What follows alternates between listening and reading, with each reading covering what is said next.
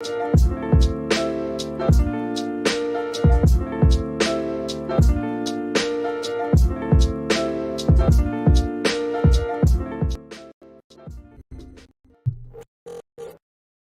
what's going on, everybody? Thank you so much for joining me for a new episode of Crypto Currently. Of course, I'm your host, Justin Wise, joined today by the one, the only Bitcoin Trading Challenge, Bennett. What's going on, man? Second time.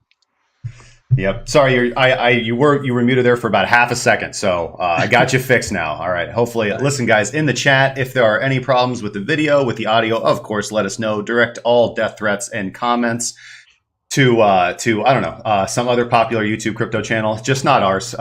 So hope you guys are having a fantastic evening, man. It is Sunday evening. We are going to be witnessing the close of the weekly candle, the daily candle, and all in between here in about an hour. So we'll be live to comment upon that. Interesting time in the market.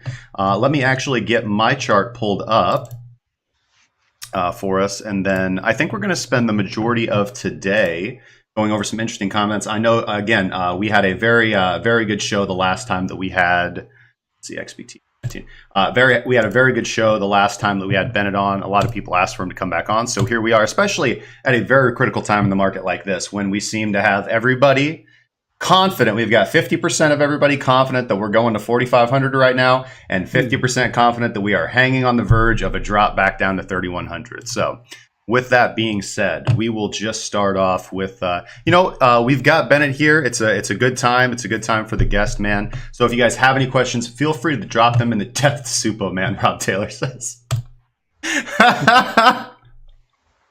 Oh, my dear Lord. So we're going to take some time here, I think, with Bennett and just let him break some stuff down. Again, if you guys have any questions, feel free to throw them in the chat, man, and we'll get to them as soon as we can. We've got a little bit of the schedule here.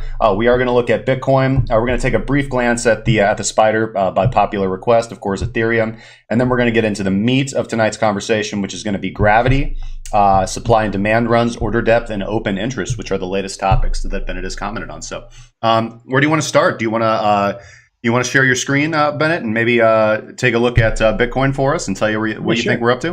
Yeah, let's share the screen, and we will go to the good old trading view. So you can see that fine? Yep, everything looks really good. Yeah, so I think you've probably done a lot of recaps like this, but we currently had a pretty strong bull run. We had consolidation with a few shakeouts here and here, and both of these shakeouts did have a loss in open interest. And to piggyback off what you had said about open interest, typically when open interest drops, that means that traders are closing positions, meaning that many traders are probably taking a loss, getting stopped out, or getting liquidated, or panic selling. And that's typically a good sign that the price is going to move up. So we had two drops in open interest that shook out the longs, and then we see this nice bull run here. And one other thing that happened as well is, as I had talked about it in my chat, we had a slight cross above 4,000, and then we went back down. And the reason this happens is because of how many stop losses of the shorts were placed just above 4,000. We had a psychological round price level. A lot of people put their stop losses just above 4,000. That was triggered on high volume, and then price went, back down. And if you guys are wondering what are the main indicators that I've been using since the last video we did, I have two, basically my bread and butter, which are the BAS and the MDR. And I think, Justin, you've talked about those two before a few times. Oh, yeah. Oh, yeah. So the first thing that I can show you guys is BAS. This is the bid-ask sum, and I look at this like every 5-10 minutes when I'm actively trading. So what we're looking at here is the 5% range of BitMEX, XBT USD. So that's going to show us the bids within 5% of price and the offers within 5% of price. Now, if we take a look at the 7-day, we can actually see green is bids, red is offers. So green is limit orders to buy, red is limit orders to sell. When we see more limit orders to buy than limit orders to sell, price tends to go up. What do we see here? Well, March 11 to about March 14, we had the bids were dominant over the offers, over the asks. At the peak, we had about $129 million worth on BitMEX of bids within the 5%. And at that same point in time, we actually had only about 104 million worth of offers. So more people wanted to buy here than people wanted to sell. So what did price do? It rose because more people wanted to buy, so higher demand, and we could see it rose and it continued to rise. with this. So that's the first indicator I look at. Just look at the BitMEX order depth. And the second one that I like to look at is the global MDR on the 5%. So what this shows us is all cryptocurrencies of how many markets? 5,745 different cryptocurrency pairings added together of all the bids and of all the offers.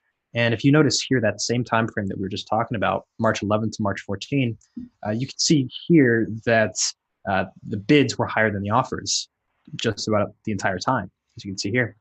So when we had a global MDR that was very bullish, and we also had the BitMEX BAS that was very bullish, the uptrend was very, very likely to occur because of how many people wanted to buy. So that's just the quick look at what had happened before. Now with predictive and where I see Bitcoin going now, well, we currently we still have a bullish MDR, meaning that demand is higher than supply across all cryptocurrencies that are not futures like BitMEX. So just spot, Binance, Coinbase, Bittrex.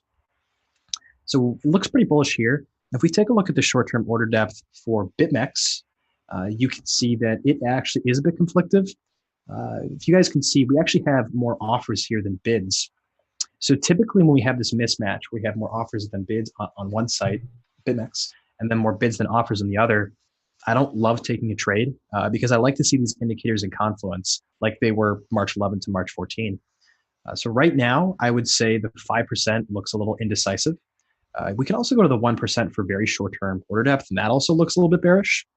So right now, my prediction, if I was forced to make a prediction, I would say short-term, I'm a bit more bearish. I think medium-term, we may get another shakeout or another leg up, and that might be just past 4,000 to trigger any other stop losses. The traders put just above 4,000. I've been talking a lot, Justin. So what are your thoughts on that? What are your thoughts on the order depth looking at here? And what are your thoughts on those stop loss placements that I was just talking about? Sure, man. I'm going to flip back to my screen. And what I find interesting is that pretty much that exact area. And actually to showcase this, I'm going to go over here to my normal charting software here. Not my normal charting software, but my regular screen. We'll go here and we'll look at Ethereum. And of course, as you guys know, I am an 8-hour and a 3-hour trader. So let's go look at that exact period in time. So March 11th to March 14th. If we go back, actually, you know what? This is going to be a better example with BitMEX because we charted all this out at that point in time and we talked at length why we were long. So here's let's go to the hour chart here for Bitcoin. It was pretty much back. This was actually the last time that I talked about this was February 10th to 12th. And I'd be interested to see what the confluence was between the technical setup that I saw at that point in time. Oh, you know what? I clicked on the wrong thing because now people can't see it, man. Here we go. So there we go. Now people can see it. Sorry about that, guys. He is back. So at this point in time, and again, you guys know pretty strongly if you guys are follow the show, you guys know how I feel about most traditional indicators. You guys also know how I feel about most things such as lines or chart patterns or anything like that. Anything that works, 60% of the time it works every time. I'm very hesitant about, which is why I've been so supportive of the stuff that Bennett talks about because I don't think that he's one of the few people out there that's talking about actual data-driven metrics that you can view in the market. Things like order depth ratio, things like the bid-ask sum, things like what is the number of limit buys and limit sells on the order book, for example. Stuff that you're not going to hear on your typical YouTube channel. And looking at the bid-ask sum has become a part of our daily schedule here, actually, as well as the market depth ratio. That's a good one. The only issue broadly that I can, and I think you pointed out a fantastic example of points in time where there is just wonderful confluence between both what the market depth ratio was doing on March 11th through March 14th, for example, and what the bid-ask sum was doing at that same period in time. I mean, that's screaming at you to go long when you have those levels of confluence. And I agree with you as well. When the bid-ask sum, especially when you look at, because I always like to look at Coinbase, Bitfinex, and BitMEX when I'm looking at the bid-ask sum. And the reason why I like to do that is because I like to see that there's actual spot buying and not just futures speculation. Because sometimes you can see bearish limit selling on the on the spot platforms, but bullish sentiment on the BitMEX platform. What that often will lead to is just general sideways or stop loss hunts and wicks in areas of the market where, in general, as a longer term trader, I'm not really interested in having a position because I don't like getting thrown around by the market. So I think the last time that we talked about the last two big trades that we plotted out were, again, we had drawn a pitchfork structure at this area of consolidation. This would have been back toward the middle of February, the last time when we actually started breaking up and going back up to test 4150. We had talked extensively about the actual shift in market structure, and just when you see strong closing out of consolidation on strong volume and convincing candle body closes, that is indicative that the uptrend will generally continue, as opposed to when you see levels of consolidation and strong closes with large wicks. That's often indications of reversals, as I think you've talked about extensively in your videos as well. How can we, and that's a question we get a lot because, that's part of my time transformation indicator is unnatural volume detection. And so a common question that we'll get is, well, how can you determine what is breakout volume or what is breakdown volume and what's oversold and overbought volume? Well, and sometimes I don't want to say they're tricky to identify, but a good rule of thumb is, are you having unnatural volume with long wicks after an established trend, generally an indication that the market is likely to reverse? Or are you in a period of consolidation and then you break above or below that level of consolidation on a strong closing basis with high volume? That's generally a strong indication that the price will continue on in that direction. And thank you so much for the sub on YouTube. I don't speak kanji or Japanese. I'm not sure what those characters are, but thank you so much for your support. Anyways, so we saw the exact same thing back here in this consolidation of February. Now, my personal take on the market is this. I had been charting this area out for several times. And again, the Ethereum chart is a little bit cleaner than this, but we'll go to the BitMEX chart and there's going to be one big data metric that actually I'm really interested to hear what your opinion is on this. And this is what we've been talking about kind of for the last 4 or 5 days, is the Ethereum longs to shorts ratio on Bitfinex, which I don't know if you're a fan of Spaceballs, but it's gone to plaid. It's gone to plaid.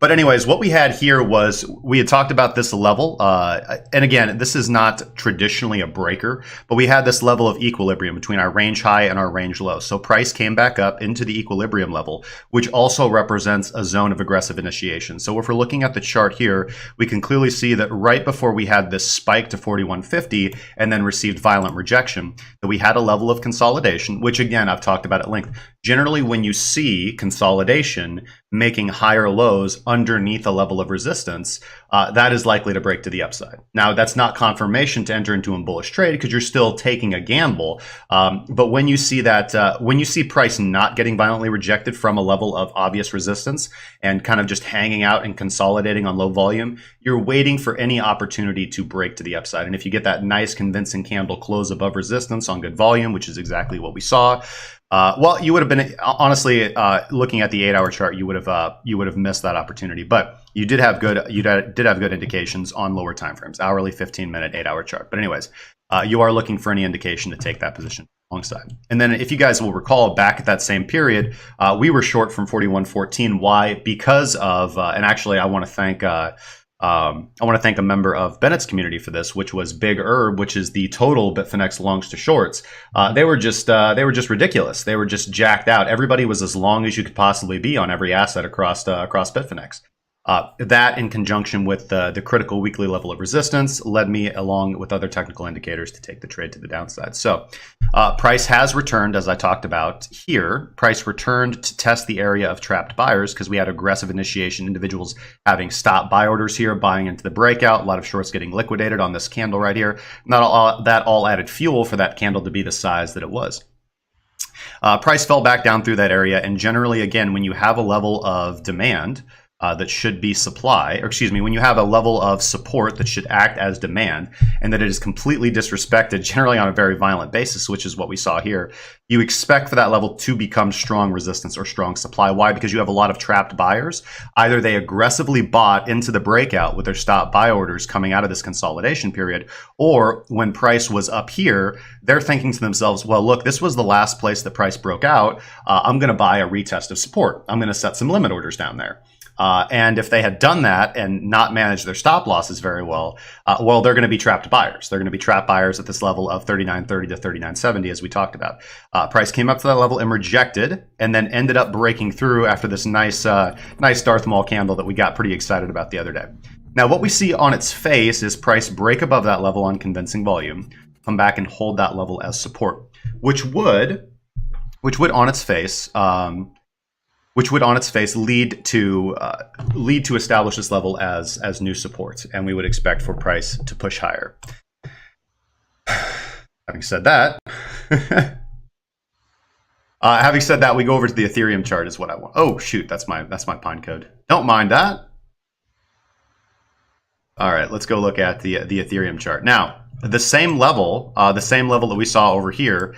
See, Bitcoin tested that level of trapped buyers much earlier than Ethereum did. Ethereum only just recently tested that level and got rejected. So we have that same level here where we have trapped buyers.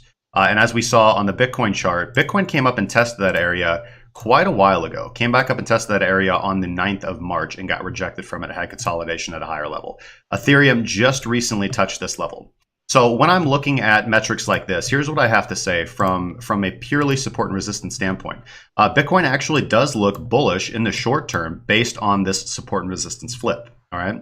The problem that I have with taking a long position on it, and also, by the way, there's kind of a key thing, which is the Asian session hasn't opened yet. We're about to see the close of the weekly candle here in about 40 minutes, and I'm very interested to see in which direction the market movers leading into the week is going to take this direction. I don't want to buy into high volatility, and I also don't want to enter into a position at the wrong time. So the Asian session is going to start up about 9 or 10 p.m. tonight, followed by the London Open around 2 to 3 o'clock in the morning, my time, and I'm interested to see in which direction the market is going to take this position. Either way, if I had to gamble on it, I would assume that we get a stop loss hunt to clear out liquidity, which I think you're quite right about.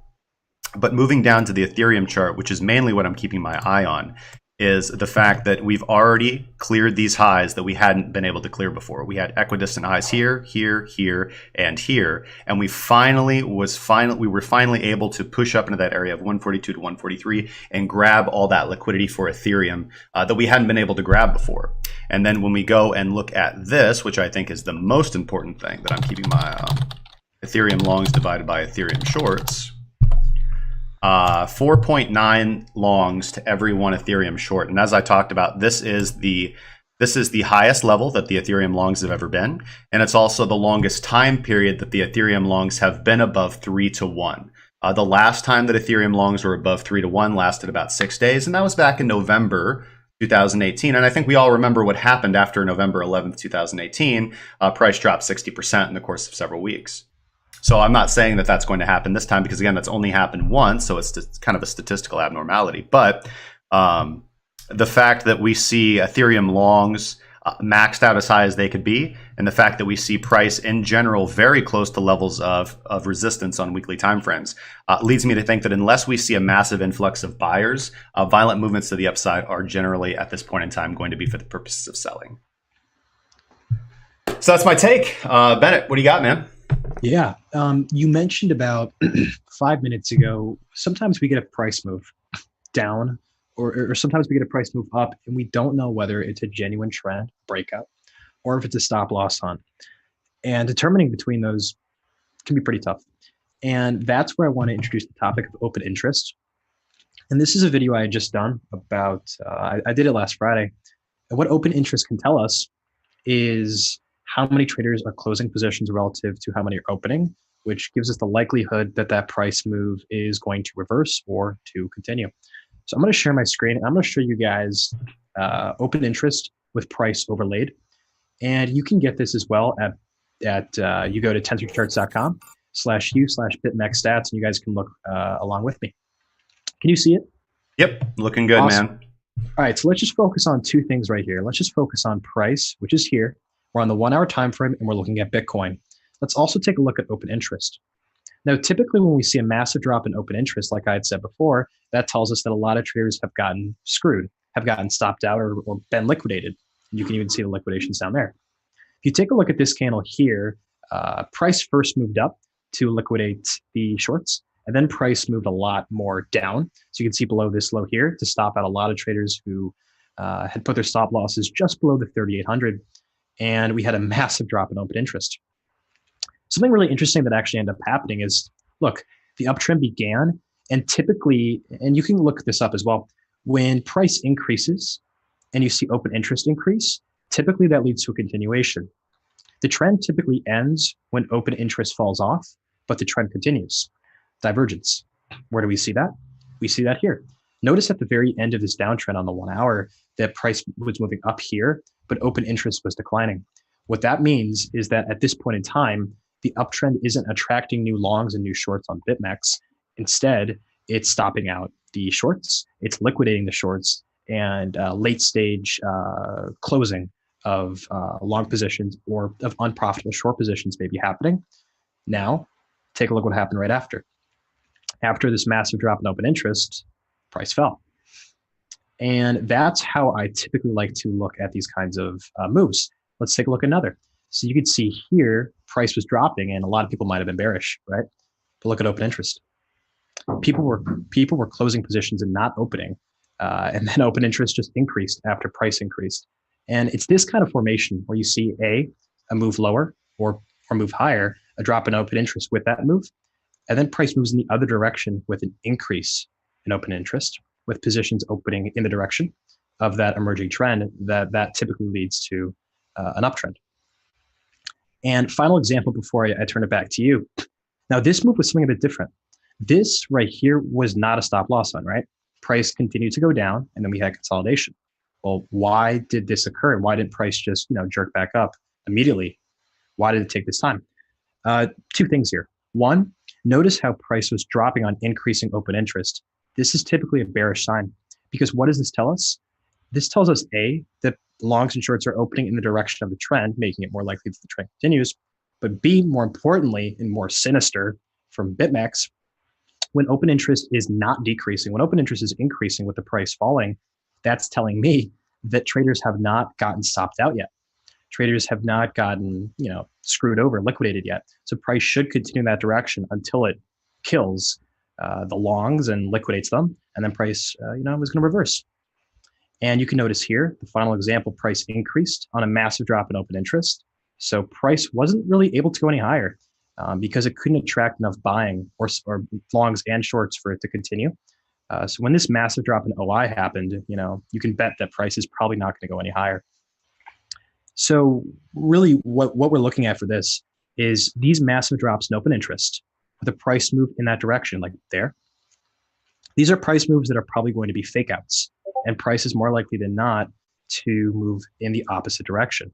Another beautiful example is here.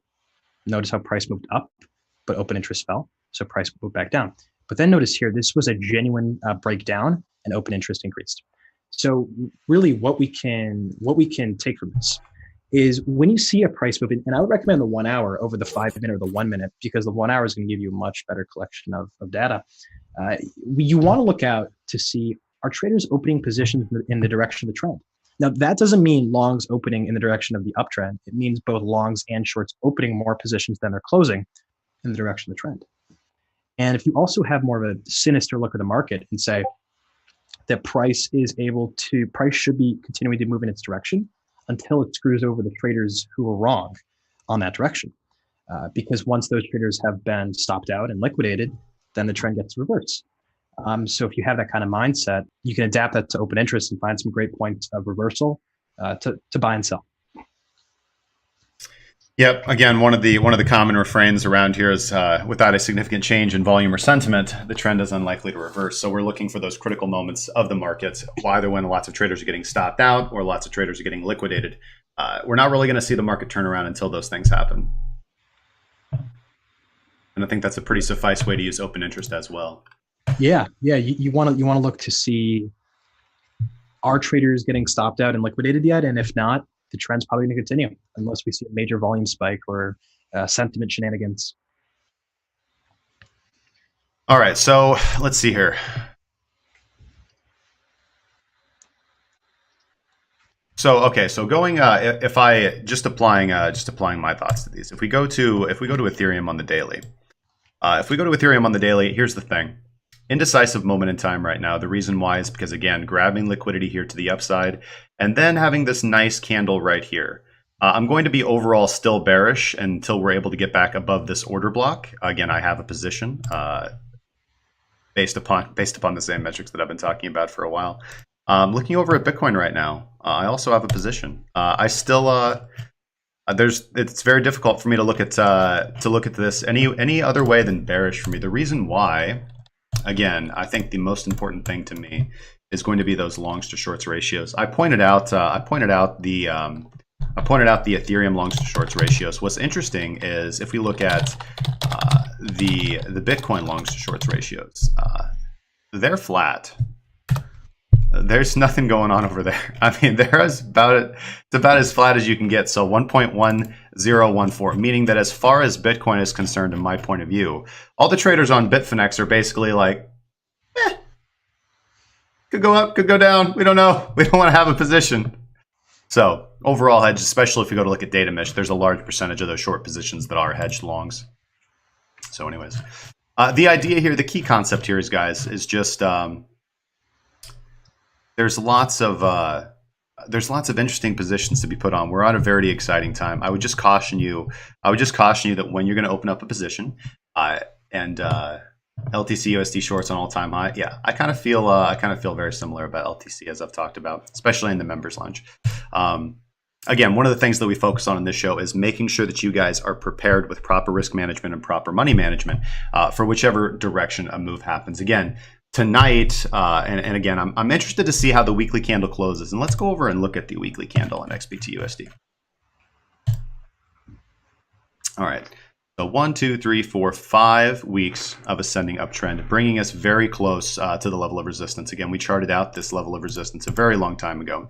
Now, one thing that I'm common of saying is that when you do approach, and it took me a long time actually, because you're going to hear different things about this, but my personal take is that when you approach resistance or support on low momentum, that's actually indicative of strength of the underlying trend. It's only when you approach support or resistance on high volume or high volatility that you can get a reversal, and I think that's congruent with some of what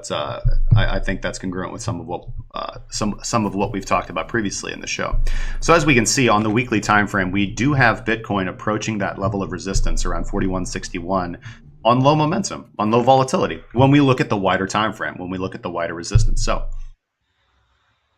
so we'll wait and see, guys. Again, we're going to see which way the market takes a pick tonight, guys. When the Asian session opens, it's going to be interesting. So be prepared, man. Be prepared. I don't have a...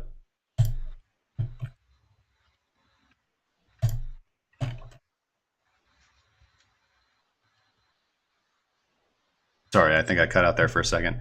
I don't, another aspect of being a good trader, I think, in my opinion, is knowing when to be patient and knowing when to let the trades come to you. Because there's a very good trade, as I talked about previously, there's a very good trade to be taken above 4,000, and there's a very good trade to be taken below 4,000. Just don't get kicked out of your position, man, by entering too soon without any kind of confirmation.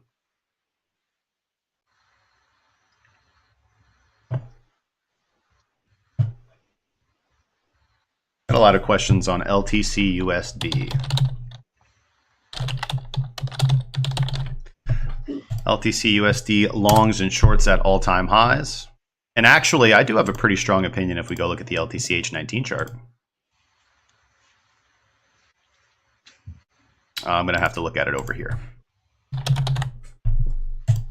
Otherwise, and go ahead and throw on, this is my test screen where I'm testing out some new indicators.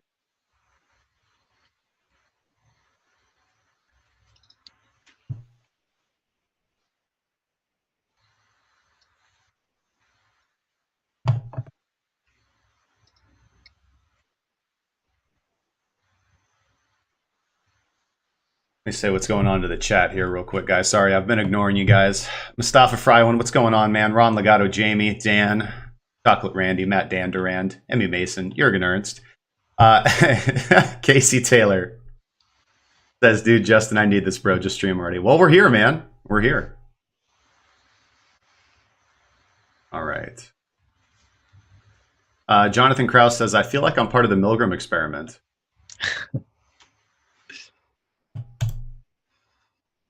Miss, what's up, man? That's a good comment. Yeah, yeah. Mr. Ether, yes, of course, man. Don't trash Tyler and we're cool. I don't know who that is. A lot of people asking about XRP. Anybody else notice that Bcash broke out? Yes, absolutely we did.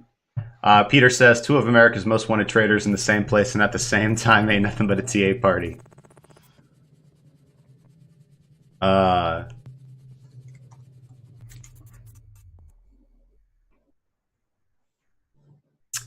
Peter says, I think we make a move up to 4K and then a serious after Thanksgiving dump.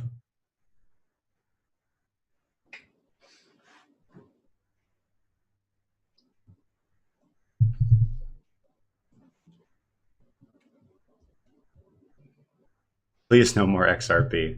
Anyways, if you got any comments about Litecoin or XRP, Bennett, I guess the chat would probably like to hear them. Sure. Let me pull up the XRP. Let's do XRP H19. Let's do a BitMEX chart, and I'm going to share my screen with you. All right. So you can see XRP H19, right? Mm-hmm. All right. So the first move that I noticed was this run down to here. And we can actually see that this probably did stop out a lot of traders. It went below this low. And it also went below the 8,000 level right down to here. So anyone who put their stop loss here, below here, or below 8,000 had gotten stopped out. That's going to clear the market of a lot of liquidity. That's quite important to look at. The second thing that I like to look at a lot is the specific order depth that we find. So if you want to get this, guys, you guys can go to https vcdep.io, then /coin/Ripple. And what I like to look at is the short-term order depth, and that's why I like to click on the 5%. And what this is going to give me is the likelihood that price goes higher or price goes lower, because we want to see how aggressive the bidding and the offering is on XRP on all these exchanges that you see here. BitMEX is not included. Now, what we see here, this does look like it's quite bullish order depth. If we look at the 1 day to see the actual reading, it looks like it has been quite bullish throughout. The last time where we had MDR at about these levels was March 11th and on March 13th. So if we go take a look at what happened on March 11th, and the reason I like to look back at previous MDR values that we're currently at is if we had a reaction at this level, and now we're currently at that level again, we can make a prediction that a similar reaction may occur because this much buying pressure could materialize into a similar move. So if we look at what happened on March 11th at 1 a.m., that may clue us in on something. So March 11th at 1 a.m. was here, right where my cursor is. That's right before price shot up in a pump about 4.3%. Now, the reason behind that pump is because of all of this buying pressure. And that buying pressure was able to materialize. And after that buying pressure did materialize, take a look at what happened to the MDR. Notice how it reached down to negative 10%. It reached down to that at about 4 or 5 in the morning, March 12th. So 4 or 5 in the morning, March 12th was here. So actually, that probably would have been a not so great place to sell. I mean, if you had just followed the MDR, you probably would have gotten that. But price did go further. But what I'm thinking here is maybe we get another stop loss hunt, but I am more bullish than bearish on this coin because of the MDR that I'm looking at. And because of all of this MDR here, I don't really see much reason to be uber bearish on this. I think that if anything, maybe we get a final stop hunt and then price goes higher. The only reason why I would turn bearish on this is if Bitcoin turned bearish. If Bitcoin started to dump, then Ripple's probably going to follow as well. So I think that the likelihood of a bull run here is a little bit more likely than the likelihood of a bear run because I'm looking at the stop loss hunt and the MDR. And if Bitcoin stays flat or goes up, Ripple will probably go up. So that is my analysis on XRP. And what do you think about XRP? Are you looking at the MDR? Are you looking at traditional indicators? Are you looking at the price action? Or sure. I actually had a comment about. So you just kind of you were just commenting on when you saw that the MDR, the moment in time when the MDR actually did flip bearish, you noticed quite succinctly that probably would not have been a good place to sell. No, it wouldn't have.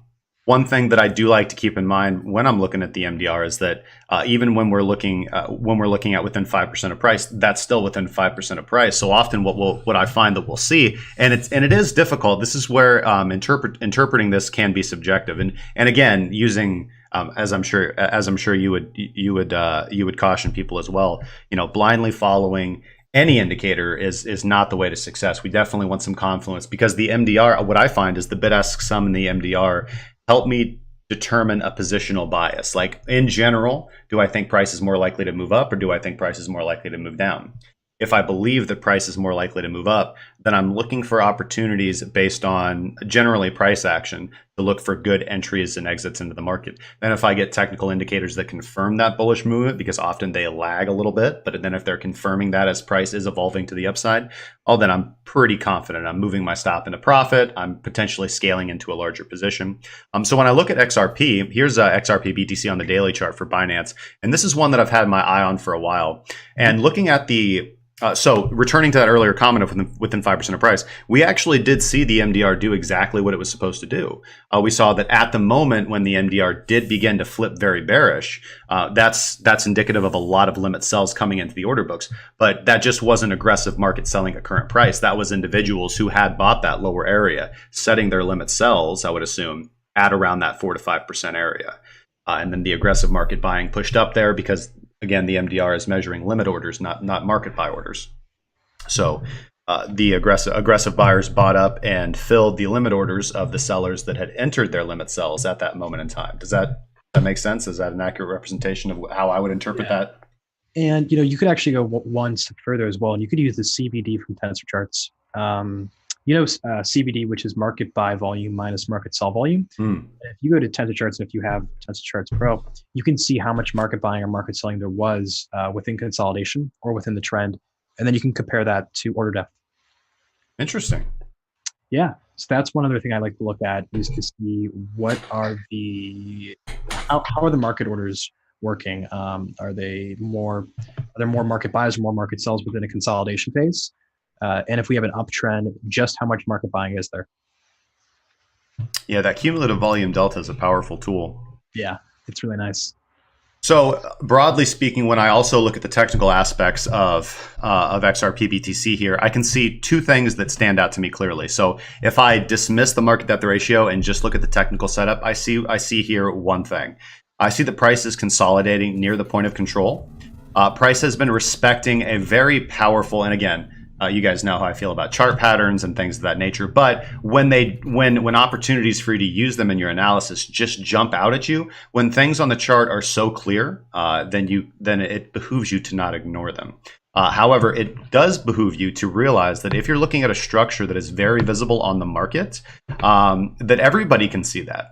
And so not that you should counter trade every visible chart pattern on the if you see a very visible chart pattern, you could make the argument that, well, since this is so clear, I have to trade in the direction that this chart pattern is telling me. I'm not telling you that you shouldn't, but what I am telling you is that you should have a plan should price go the opposite way, because you have to understand that the 99% of traders who generally lose money are looking at that same dominant structure that you are and probably planning it to trade it the same way that you were initially thinking. So that doesn't mean that you always have to initially counter trade them, but just have a plan in motion for what invalidation level has to occur, what price level. If price, so say you were looking to, let's zoom in here so we can talk about this clearly. So say you have this downtrend right here, right? You have a very clear downtrend. And you could plot a trend line from these highs. You could plot a trend line from the candle body closes right here. And you could say, if price returns to that area, I'm going to short it. Well, that would be 1, 2, 3, 4, 5. This would be a sixth touch of that downtrend line, meaning that the more times that you tap against levels of support or resistance, the weaker they do become. So although the dominant idea here would be to short a return to that trend line, I'm not telling you that that's a bad idea in general. However, a good idea would be to have a fairly tight invalidation level that you would have to see a candle close above that level, in which case you would look to counter trade and go long, because you're expecting that if there's a lot of and this is going to apply over to XRP H19, not necessarily spot price, but in general, if you have a lot of trapped sellers and price starts moving above you, they're going to exit their position, and generally price is able to accelerate to the upside fairly rapidly. However, there is another attractive element of the XRP BTC chart, and this is this large gap in the volume profile directly underneath price. So if you look at the area between 8,000 and roughly 7,000, there's nothing there. Price had no interest in doing any sort of trading in this area. And as we've talked about on the show, the volume profile, large, high volume nodes on the volume profile tend to act as train stations. Price likes to hang out in those areas and consolidate for a long period of time. Low volume nodes act as train tracks. And what do trains do when they get out on the tracks? They go, man. They go. So there's two scenarios here. Either a stop loss hunt if you're taking. So let's just look at the technical setup. XRP BTC. I would, if I were to set a trade for XRP BTC, taking into account the market depth ratio and seeing that overall the number of limit buys and sells are bullish, I would look to target that low volume node area for a grab for liquidity, for a stop loss hunt. And zooming in, what are the likelihoods that we're going to see that? Well, if we look at the daily chart and get rid of the VPVR, and we just look at where has price bottomed previously, we can see that we actually have not had, just for XRP BTC hasn't actually had a very impressive stop loss on. We've got lows here, we're forming lows here, and none of those lows have been significantly violated, okay? Now, generally, when we're looking for liquidity runs, those are going to be more applicable to XRP H19 or any other futures pair. The reason why is because there's just going to be there's more liquidity and there's more room for manipulation is not the right word, but the profitability of running stop loss hunts, because you're able to go long and go short. Because on a futures platform, when you hit the stop losses of individuals going long, the market is going to go short. They have to limit buyback into the contract, for example, or excuse me, they have to market sell into their liquidation. So the market is likely to move in as we talked about at length on the show, that the market is likely to move in the opposite direction of a large number of liquidations occurring. But when we look at spot price, I can see two things very clearly. One, we haven't had any kind of hunt for liquidation. We haven't had a significant, on the daily time frame, a movement down below for liquidity, which I would expect to see should we get a large movement upwards. And then again, when we go back and look at the volume profile on a higher, not a higher time frame, but just a wider glance, we can just see that beautiful gap. I mean, really and realistically, this is one of those trades when you see these just lovely gaps, the volume profile, and you're setting yourself up to take that trade. Those are trades where if you're only able to take a basket of trades a year, these are the kind of trades you want to take. So what I would be looking for, my goal on this I would be looking for that same return. Let's get rid of VPVR here. I would be looking for that same return to that dominant trend line that has been suppressing price, or this level of previous highs right here. I would be looking for some kind of movement either to that trend line or to this area of liquidity directly above these fairly equal highs, right? Now, you can make the argument that they've been hit for liquidity, but you can also make the argument that they haven't, because you haven't seen a very impressive stop loss hunt to the upside for those either. A retest of the trend line that does not go above this level, that's not close above the level of 85.50, and then to enter into a short from that position, targeting 7,000 sats, all right? That would be setup one. Setup two would be, let's say that we don't go back up at all. Let's say that we move down. I'd be watching for one of two things. Does price close on a convincing candle body close on the 8-hour or the 3-hour chart below our current support level? So below, let's say, 8,000 sats, 7,900 sats. Do we see that? Do we see a long candle body with good volume and a convincing close? Very strong indication that price is going to continue moving on downward, and we have a fairly steep target down below us of around 7,000 sats, potentially even lower, depending on what price does in that consolidation zone. Does price wick down below that level and immediately begin to reverse? So we get a large wick, something that looks like a dragonfly doji or a hammer candle on high volume. I would immediately look to be going long back to these original targets and potentially higher.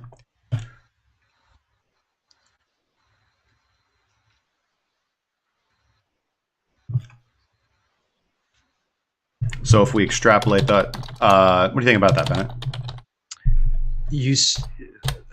The last thing that you had said is looked, and the zone that you drew is just above some recent highs. So that could be a stop loss on of the shorts on XRP H19. Mm-hmm. It could also entice some late stage longs to buy the top. We get the zone that you had drawn could be a potential high volatility, high volume area, which would likely reverse the price. And what I see on the XRP is mounting selling pressure at the lows. Something that you had mentioned, we had multiple touches on Binance of the lows. And that's telling me that at that point, anyone who had wanted to, and you had mentioned that that's typically bearish, and I agree with that. The reason that it's bearish, when you get multiple lows in rapid succession, is you get to a point in time where anyone who wanted to buy at those levels has probably already done so. So there's not as much demand at those levels as there typically are. And the reason why the buyers have been tapped is when price goes down, it fills the limit buy orders of anyone who put their bids at support. You get to a point in time where just no one's willing to bid at support. Price falls through. Price falls a lot quicker because so many stop losses were placed below the bids, below the recent low, which can fuel a downtrend or a stop loss hunt. So there's a lot to take in because, XRP depth is bullish here, but it does look like there could be a liquidity grab of a stop loss hunt where price shoots down and shoots it back up. If I was to tell you what's more likely to happen, my answer would have to be, it depends on what happens to Bitcoin because of the correlation to Bitcoin and how important that is to look at. If Bitcoin turns very bearish, I think that if we get a stop loss hunt, it would be decently likely that a stop loss hunt or a genuine downtrend could even occur. But if Bitcoin turns bullish, I think that XRP just follows it and just goes higher. I do want to apologize. Hey, Wally, I did not see your donation, man. Thank you so much for the $9.99, my good friend. He says, hey, just joined, and I see there are two faces on the screen. He says we better up the likes and the subs so we look good. Learn, earn, and don't get burned. Good to see you, my good friend. Thank you so much for your support. Highly appreciate it, guys.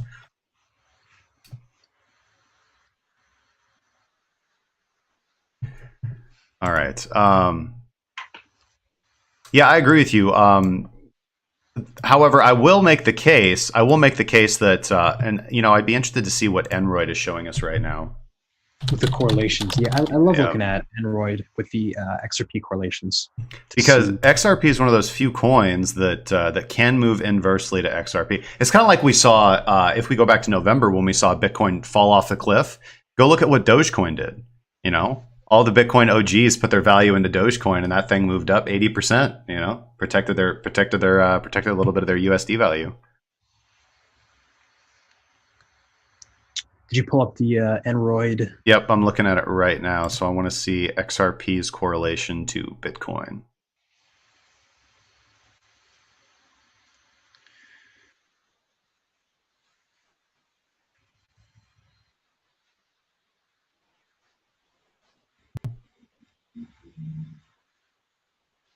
Okay, so right now, XRP and BTC are heavily correlated.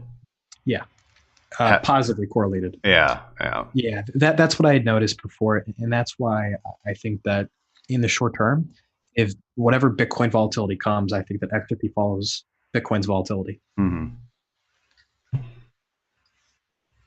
So broadly speaking, if Bitcoin does see a liquidity grab around that 4,000 region and gets rejected, any movements...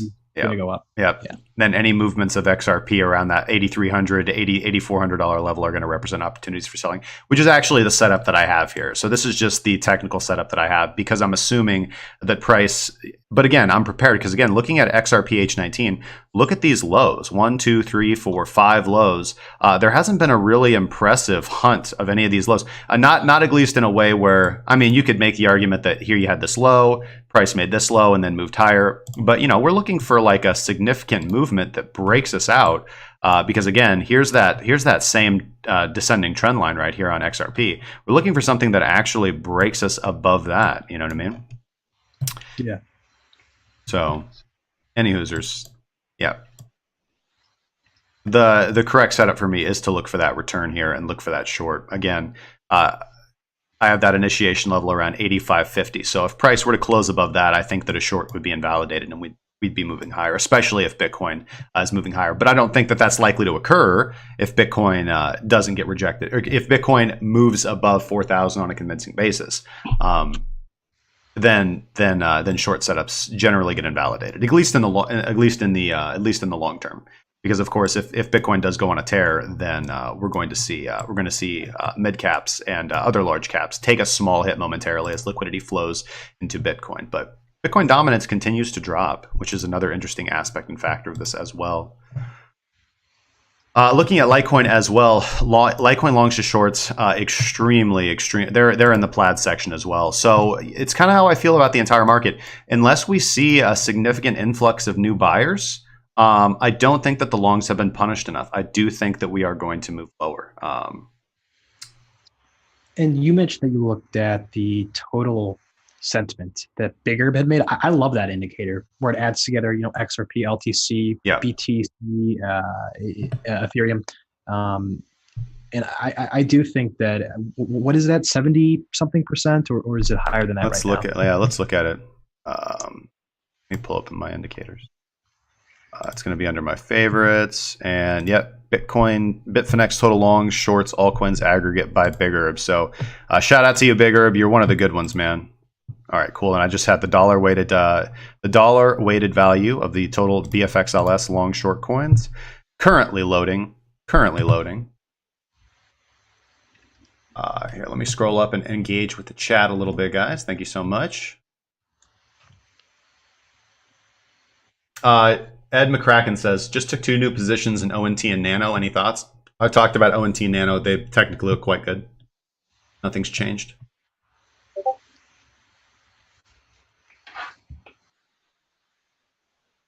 Patterns in crypto probably only work 20% of the time, right? Which is why we do not trade them. We do not trade chart patterns here at Kraken Cryptocurrency. We don't trade RSIs. We don't trade stochastics. We don't trade Bollinger Bands. We don't really trade Fibonacci's.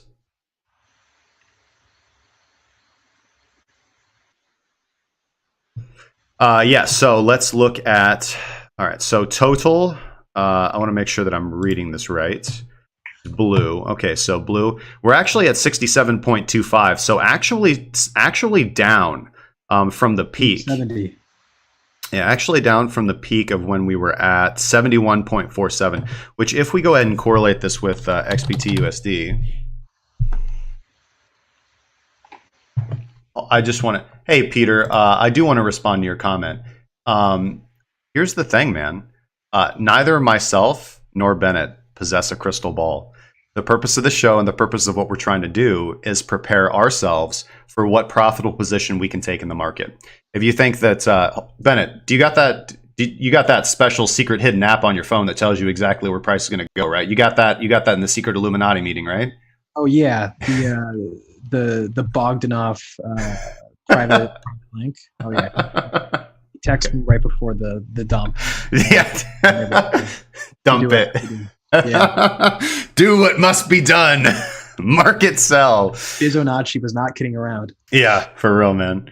Hey, man, no, listen, there are times, and again, I've come on here, there are times I've come on here and said very, very confidently, like, for example, when I went long on Ethereum from 122.50, when I went short from Bitcoin at 41.14, there are times I come in and I can make a very compelling and convincing case for, hey, guys, I've done this is where all my indicators, this is where all my research, this is where all my analysis points to. The direction is down.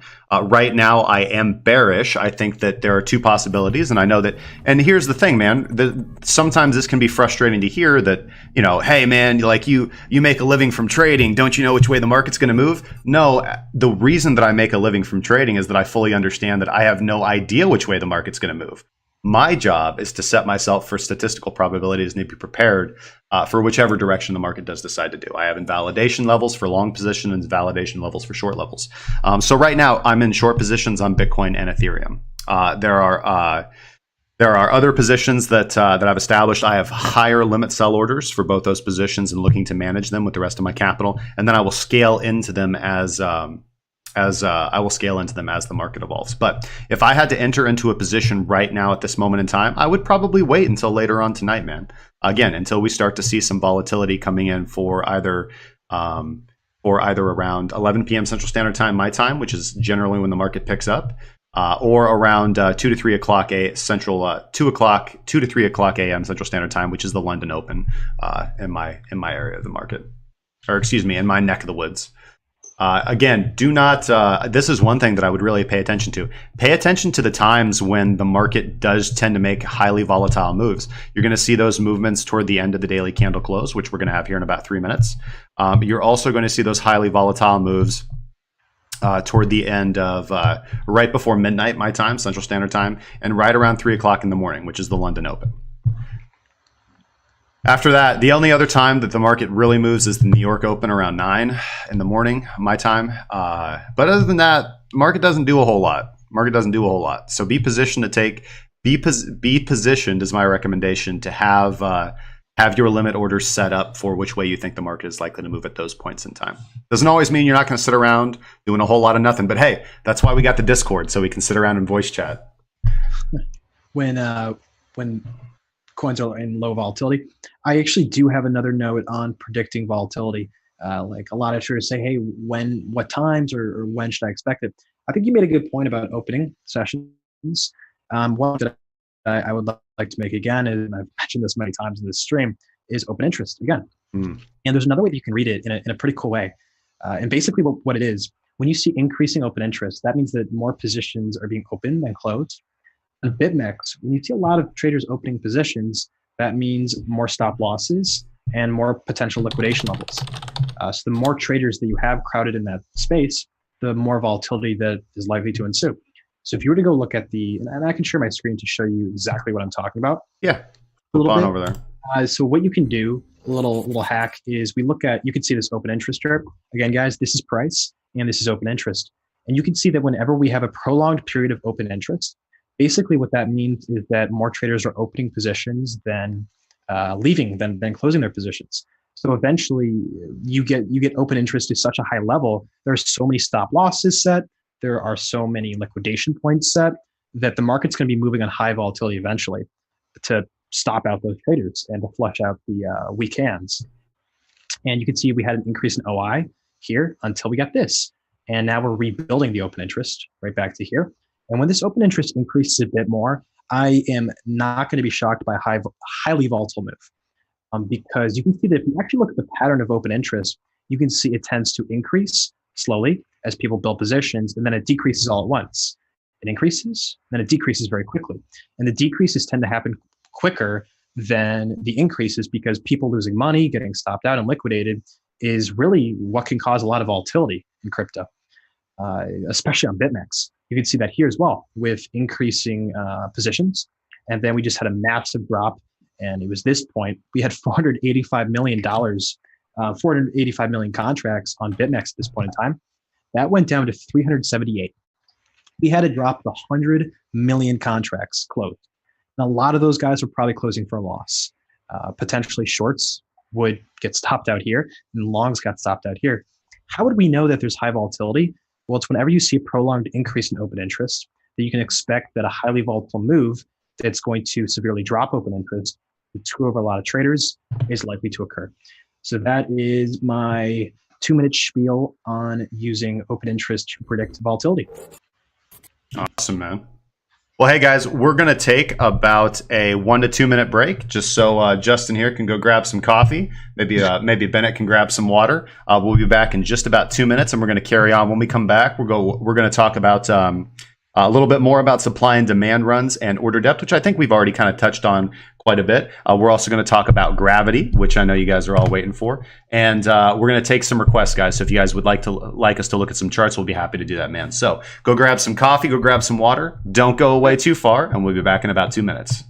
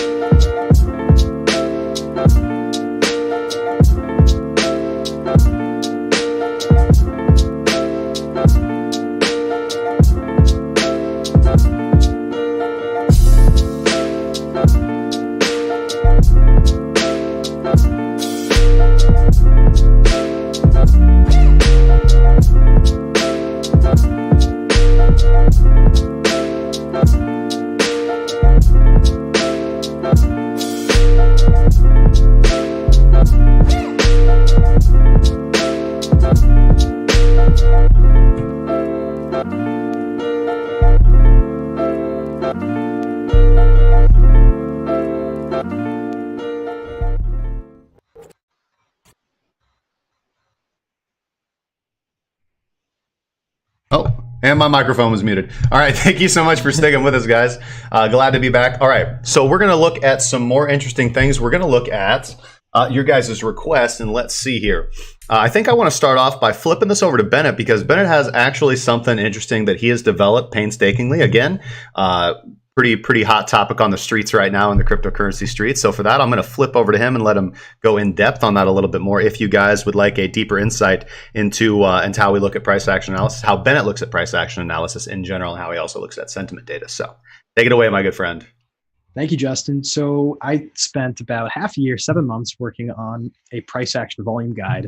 And I didn't want to just write, the everyday price action volume guide, just rehashed from articles and videos. So I found what tended to happen the most on Bitcoin and on altcoins.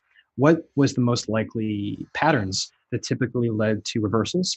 And the theme that I had on this price action volume guide was to find, in what way can we exploit other retail traders the most? I know that sounds a bit sinister, but the way that I wrote it was to look for stop loss hunts, how to calculate liquidation points on BitMEX so we can trade, like Justin had said, trade reversals off of other traders getting liquidated. We can also look for, and you had mentioned this as well, underwater, also known as trap longs or shorts. So if we see a large amount of market buying at a current price level above the current market price, we expect that to be the resistance, because those trapped buyers are likely to limit sell. And I can screen share with you just for the last part of this, and I can show you guys the chapter list that I have for my guide. This is what the guide looks like. It is a 278 pager, and it starts with just the basics. It goes into volume. Then we get into the stop loss hunting, market shapes, the notion of gravity, which is that price will tend to gravitate away from retail traders. So if a lot of retail traders are opening along at higher prices, price tends to gravitate away. And then also some other ways to actively trade, such as how to set alerts, how to stop loss placement, and your risk management. So if you're interested in finding out more on the guide, you can go check that out in the links in the description of this video, or you can also watch the video that I had made that goes a little bit deeper into what exactly you get when you get this guide. And this also does come with a community where we trade every day, and we work on practice questions and building your pattern recognition through interactive practice.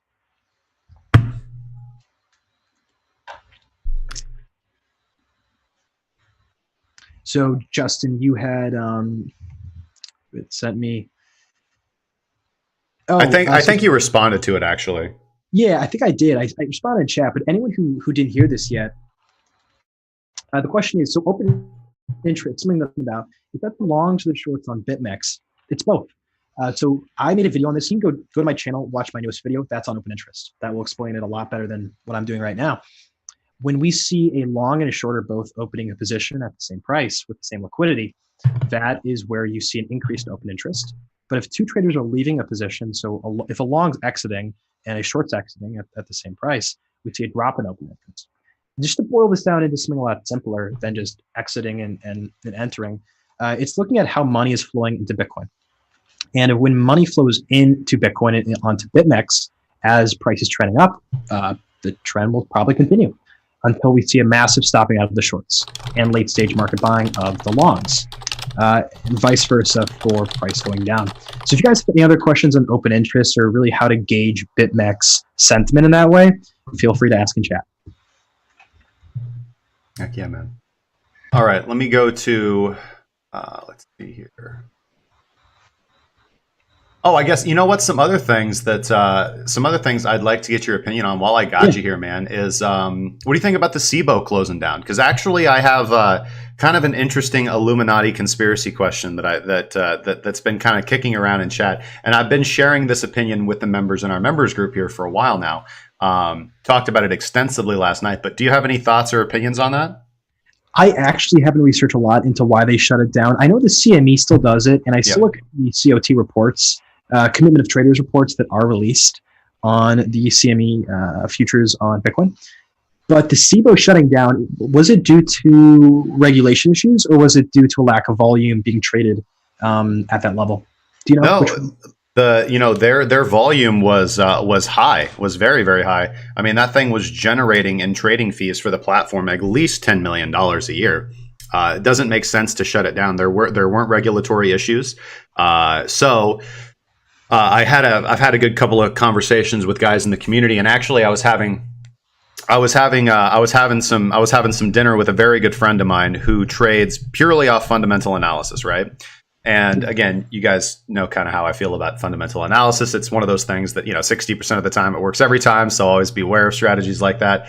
But anyways, he kind of pointed me to some interesting concepts, and I took a look at them, and mostly I dismissed the articles and stuff that he sent me. But I listened to him because this is an individual who has led me right along a lot of the times. And it also, just a general life tip: if you guys want to be more successful in your trading, know what your strengths and weaknesses are. And I think that is where the value of a community comes in. Because, for example, there are going to be people who are very, very skilled at trading a particular type of strategy. There are going to be people that are very skilled at doing price action analysis. Most individuals aren't.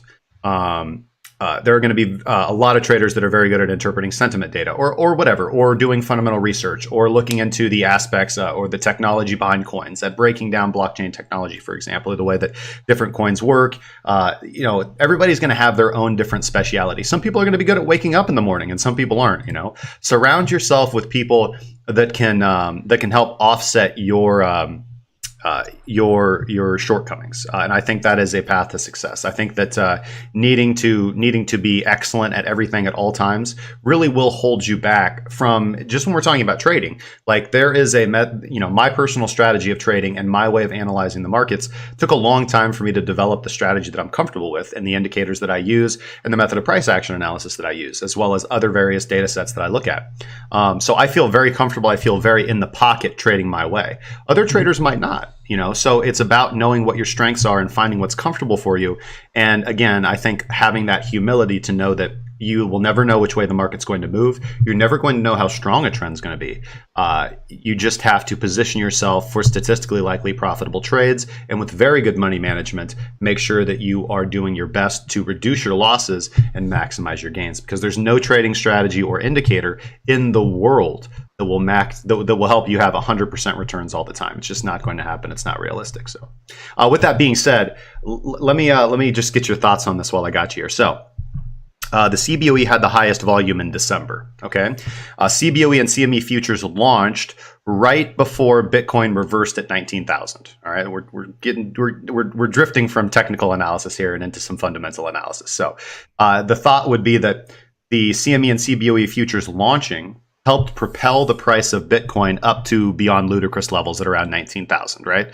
Where the writing was clearly on the walls that we are now in an extremely overbought uptrend. But you could have said that by all rights previously any time in that uptrend. And this is why I say you're never quite certain how far an uptrend will go and how far a downtrend will go, right? You can just look at, you can look at things like you can look at all your fundamental data, or not your fundamental data. You can look at all your technical analysis. You can look at all your price action indicators. But again, you have to wait for confirmation. The strong confirmation came when Bitcoin rejected violently $10,000 in one day, pulled back up and made a higher low. That was my indication to be out of the market. So CME CBOE futures launching at the beginning of Bitcoin's downtrend, right? We have the current bottom of Bitcoin in December at 3,100, correct? So, and CME futures CBOE futures volume spiked a significant amount, 30% above their highest in December as well. So taking those two things into account and looking at the fact that Bakkt is looking to launch and people want an ETF to be approved, we can't approve an ETF if there's only one exchange that is responsible for regulated price data, right? Which at this point in time, if Bakkt were to launch, since they're the only physically delivered Bitcoin futures, that would only be Bakkt. Because CME and CBOE, well, CBOE was and CME is currently cash settled contracts. They're not physically delivered, meaning you don't actually own the Bitcoin that's on there. It's just a contract for paper. So the concept here, I guess the theory is that my friend, who I think is a valid source, is telling me is that what the market needs is actually 2 physically delivered futures contracts platforms. So that CBOE is going to relaunch, but they're going to move into physically delivered contracts. And that's why they had the massive volume spike that they did back in December when Bitcoin was at its absolute bottom. Because if you were looking to buy an asset on the cheapness, then that's where you would look to buy it. So basically all this leads into is the idea that we're going to see backed launch, we're going to see CBOE launch with physically delivered futures. Now we have 2 methods of price discovery, 2 regulated entities that are going to be responsible for price discovery. And that's the only way that an ETF can be approved, because you can't have a monopoly in the marketplace. And if there's only one regulated exchange for physically delivered contracts, and in this case that would be backed currently, then you're not going to the SEC is not going to allow that kind of monopoly on price discovery, price data. So you need 2, and this would posit that the Bitcoin bottom is in. That 3,100 is the bottom.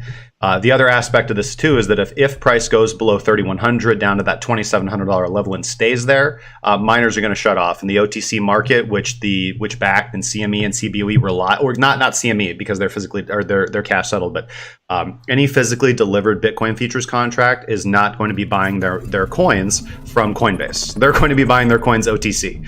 The exchanges like Bakkt and NASDAQ futures listing, they're going to be buying their coins OTC. So if miners shut off, which most of them will do if price goes below 3,100, then the OTC market's going to dry up, and the network or the security of the Bitcoin blockchain is going to be significantly affected. So anyways, that's a whole lot to say that they're from his perspective, there's a strong case that for this reason that the bottom might be in. Now, again, this is all speculation, but it's interesting things to talk about. And I think that once I started digging a little bit deeper, is about as likely as, the Bogdanov type stuff. So any thoughts, questions, comments, sarcastic remarks? Yeah, you talked a bit about the bottom of the market and what I believe, and well, not what I believe, but I am going to share what I believe. And you said that miners would probably shut off what they're doing if price goes below 3,100. I think that it really wouldn't be crazy for price on XBT, USD, BitMEX to go in the 2,900s and then jump right back up. It's good that kind of price move that violent within, I would say, even under an hour. That would stop out many positions. It would generate a lot of liquidity. And then we could begin to see open interest flowing back into the market into a very strong long-term uptrend. I think that a terminal shakeout is not off the books. Currently we currently from December, we've had a period of prolonged consolidation. If you look at the daily, we've had a few bull runs, a few bear runs, but it's basically just been consolidation. And I think that a massive bear run that stops that many traders, liquidates everyone, could be something that's on the books. And it would happen in such a short period of time that the miners would not have to worry about that.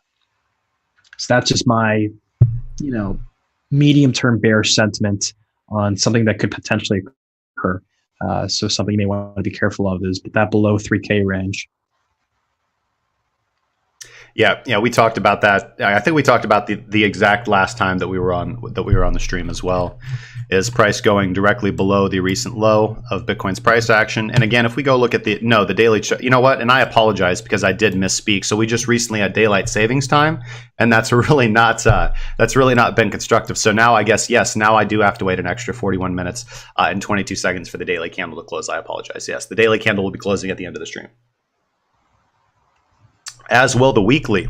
Let's go look at my long-term. Let's go look at my long-term chart. So from a technical perspective, so ruling out everything that I just said about, and we'll actually go look at, this is the BitMEX chart. Ruling out everything that I said about kind of fundamental, looking at mining, looking at Bakkt and CBOE, things of that nature, blah, blah, blah. Here's the tether chart, which shows it clearly, but I think we all want to look at the Bitstamp chart because that has the most historical data and is the cleanest chart that I actually have for looking at these long-term historical data. So we do see that the bottom's in currently. So the lowest weekly candle body close is 31.93. Directly below us, we do have an area for liquidity right here at 29.72. So this zone right here represents an area where if price were to go this low, this zone right here would be where buyers are likely to be. below a previous level of significant horizontal support and resistance. So as we can see on the weekly this was back in May of 2017. Price is running up to this level of around 29.70, pulls back very violently and reverses, comes back up, hits it as resistance, consolidates underneath it for 1 week, and then breaks through. And then back here in August of 2017 again, price wicks down very strongly to that exact same level and finds support. And that was really the last significant pullback that we had, the last scary pullback that we had before price really ran up to 19,000. So I would expect that level. If we do go below 3,100, I would expect there to be liquidity in that exact same zone that you were talking about, that $2,700 to $2,900 area. But I would be very surprised if price were to close below that. But still, as we approach those levels, still the safest position to be is in a short, because trying to pick the bottom or the absolute top of every market is a fool's game, in my humble opinion. You know, when you're talking about what positions to enter. So would I have blind limit orders at 2,700 or 2,800? No, because you don't know how far the movement's going to go. So I'm not in the habits. I'm not really in the game of knife catching. But that's my personal my take on the market. The reason why is because I look at opportunity cost, and if you're looking at trading the market with a significant amount of capital, there's plenty of anxiety that you can reduce, and I think correct discipline setups that you will allow yourself to take if you are patient and wait for confirmation on a trade. Are you going to lose percentages by not being able to capture the absolute tops and bottoms? This is where me and Bennett differ slightly in our strategy. Yes, but again, when we're looking at big moves like the bottom of the Bitcoin bear market and price going to 10,000, I don't think you're losing a lot of. I don't think you're going to lose a lot of percentages. I don't think you're going to look back and kick yourself and say, "Man, I didn't get in at 2,700. I got in at 3,200 after we bottomed out and it was confirmed. That's good."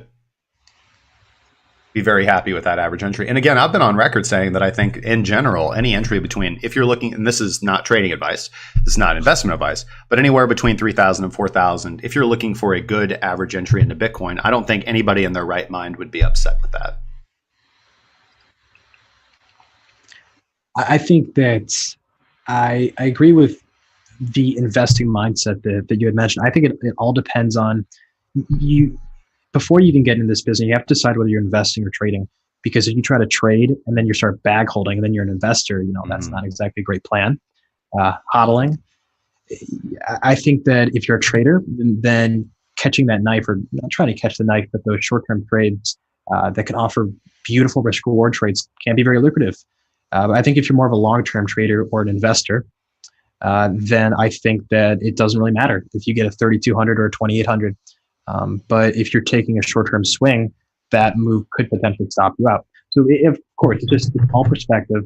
And you had mentioned this before, but I think the most important metric for you to look at for whatever trader who's watching this, find where your strength is. Do you like looking at order depth? Do you like sentiment? Do you like price action? Do you like indicators? Do you like trading in a very short-term way, or do you like more of a long-term, slower investing method? And wherever you find the most success or the most comfort, I think, is where you should just continue to put all your resources into just doing that and maximizing your edge in that field. Yep. Many ways to trade the market. So let's go down to these lower time frames. Hey, by the way, I saw your VWAP video. You wanna elucidate on using VWAP a little bit? Yeah, sure. So I made a VWAP video about 2 weeks ago.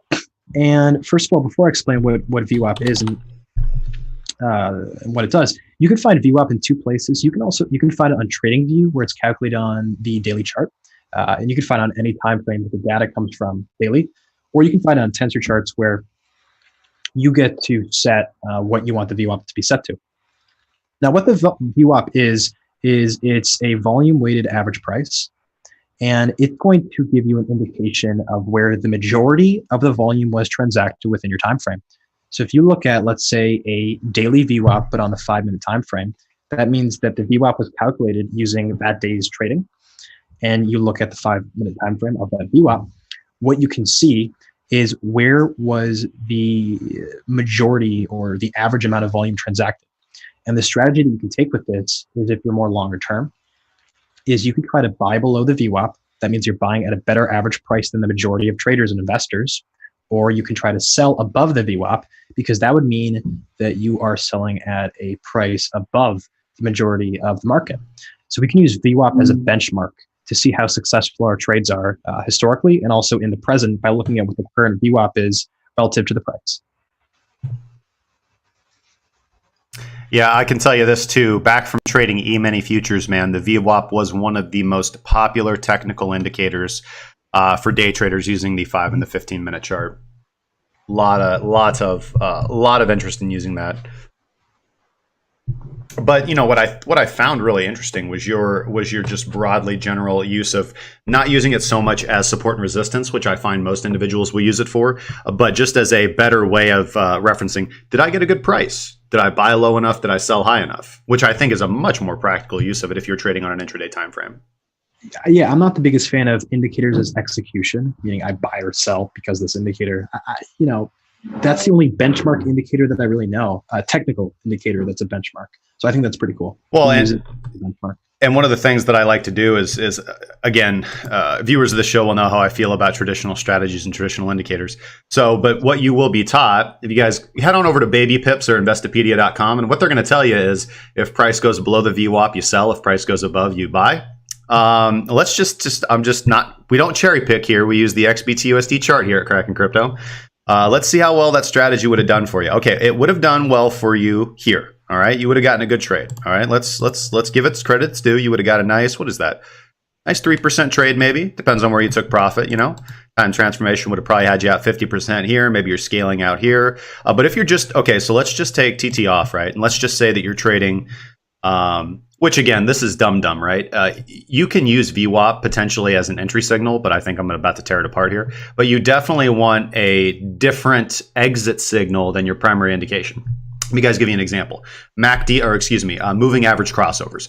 Now, moving average crossovers can be good entry signals, right? If you want to be a purely technical trader and not look at other things. I think there are other things you can look at to enhance your game. But one of the things that I do like to promote here is that you should be developing as your core, right? As your go-to. If you're looking to trade, I highly believe that you should have a go-to if this then that strategy.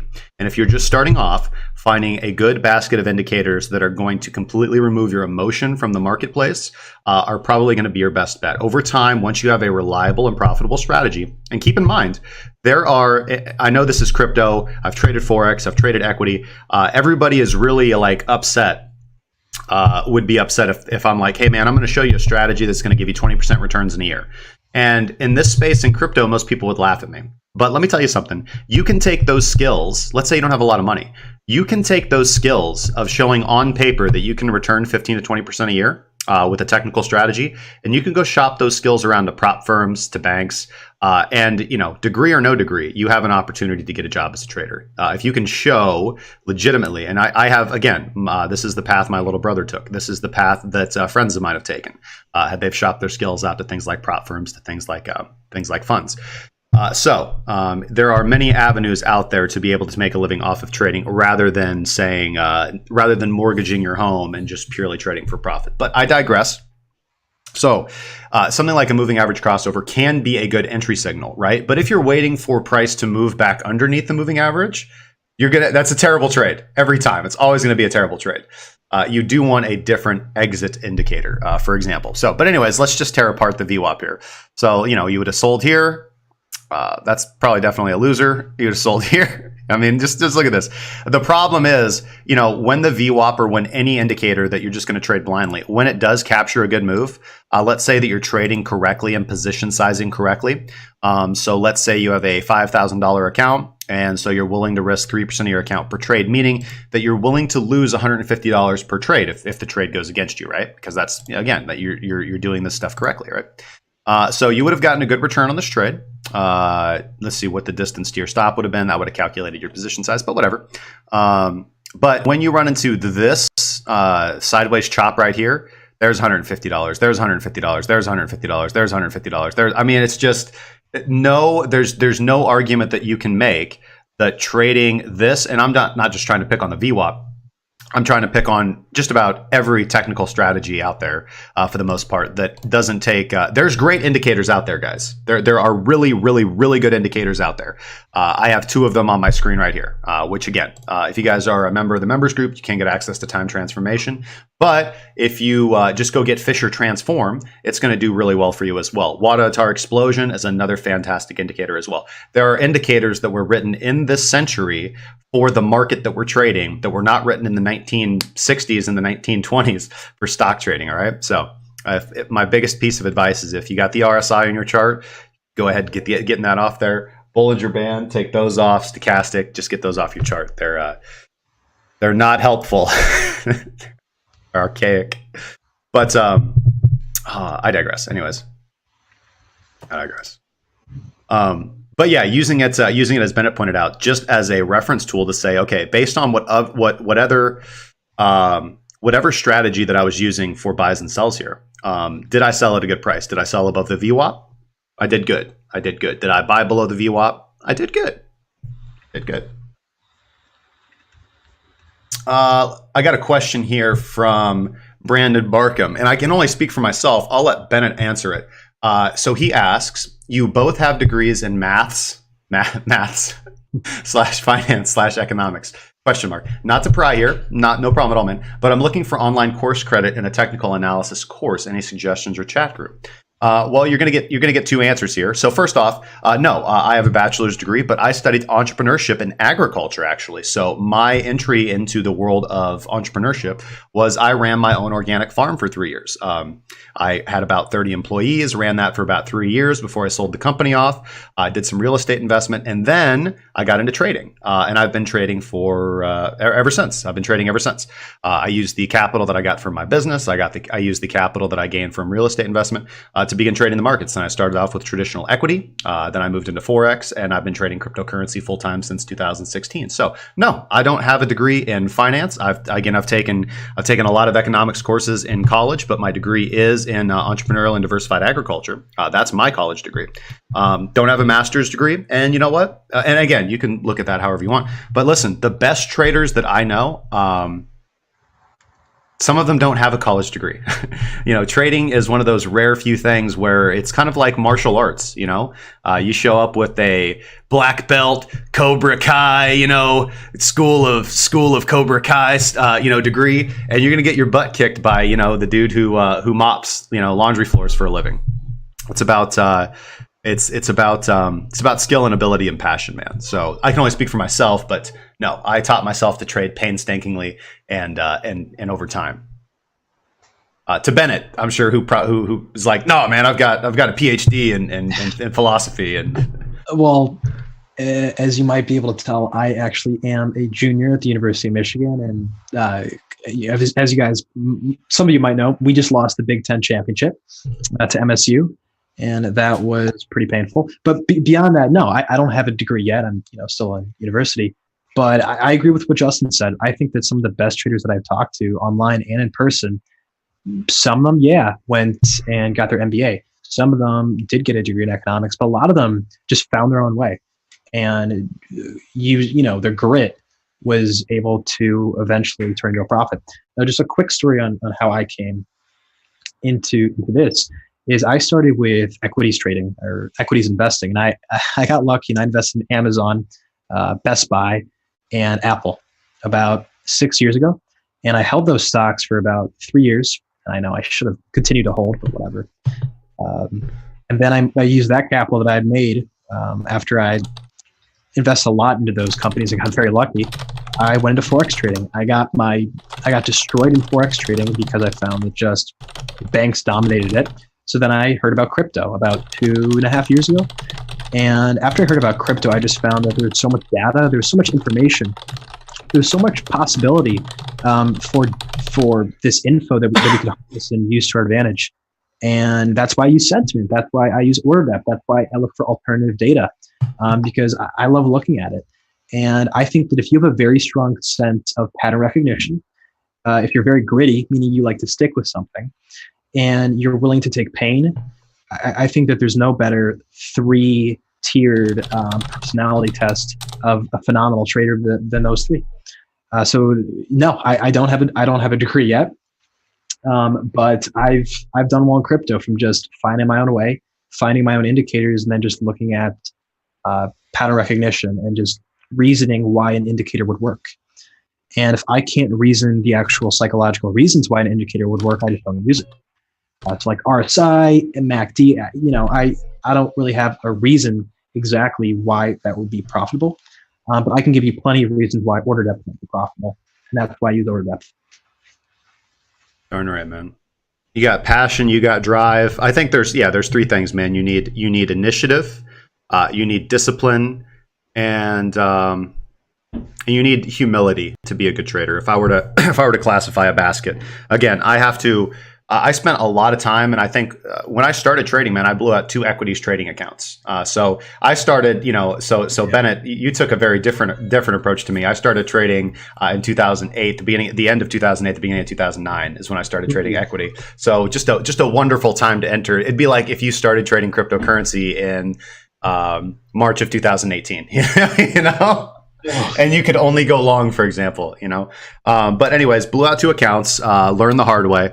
And then when I went to start my 3rd account, I just took a step back because, listen, I was using all the tools that Investopedia and all that stuff, taught me. I was using trend lines. I was using Fibonacci. I was using RSI. I was using Bollinger Bands. I was using MACD. I was using Stochastic, just all these things, right? I was using chart patterns, head and shoulders, and all this stuff. And I wasn't getting the results that I wanted. And so I had to take a step back and really start a very, very, very long journey into learning how to trade my own way and not trading the other way of the 99%, right? So that's the goal, is to be out of the 99% and be in the 1% of traders who actually get the results that they want. And so that's why we do the show, man. We try to just encourage people that it is possible, but you just need to look at yourself. You need to be disciplined. You have to have initiative, and you need to be humble, because wake up every day and realize that, hey, man, I don't run the markets. The market's going to do what they want. All I'm trying to do is be in the right direction.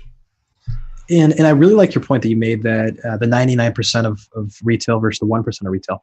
And the reason why, guys, and the traders listening here, that you need to be very careful when you find yourself doing what the majority do is there's just a simple fact.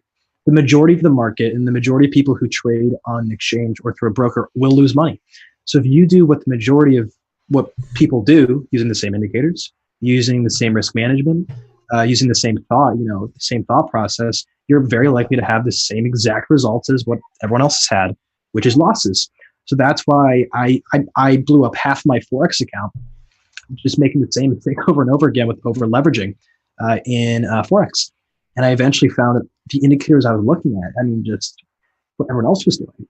So for you guys, try to find that alternative method. I know it's not always fun, but look for something, an edge in the market that gives you something that other people don't have.